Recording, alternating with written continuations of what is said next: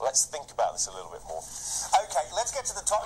Let's get to the topic. The three boys in the toy. We all just want to talk about India breaking this. What, about 3 hours ago? Not even that, maybe. Breaking this world record. 104 satellites in one shot. Really, this agency is becoming a very serious player in the race. Well, look, if we've seen anything that's come out of India over the last decade, 2 decades, it's innovation, an appetite for delivering new technology. We've seen it aggressively happen in tech markets, in other businesses, and this is another area that India is looking to lead on globally. Yes, it's broken the record, which I think the Russians held from 2012. 104, as you say, Aaron, satellites on this one rocket. Now, the size of these things has changed drastically over the years. Great capability.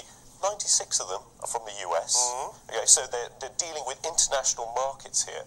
But the question is, it's about capability. Now, we here in the UK are also building a great capability in satellite construction. We have a satellite catapult that the government funds, really world-leading in terms of how we develop technology here.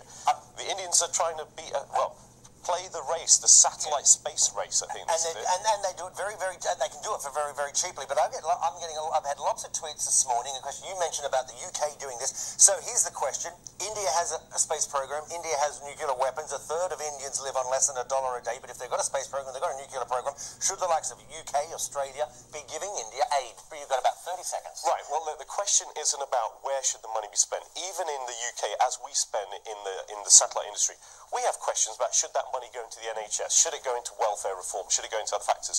I think the Indian government is looking at investing in innovation that will deliver for its economy and help that vast population to raise its standard of living. It's a macro conversation about policy and politics and where you place your bets. But I think, good on the Indians for doing it. Okay. There are other countries also trying to achieve it as well.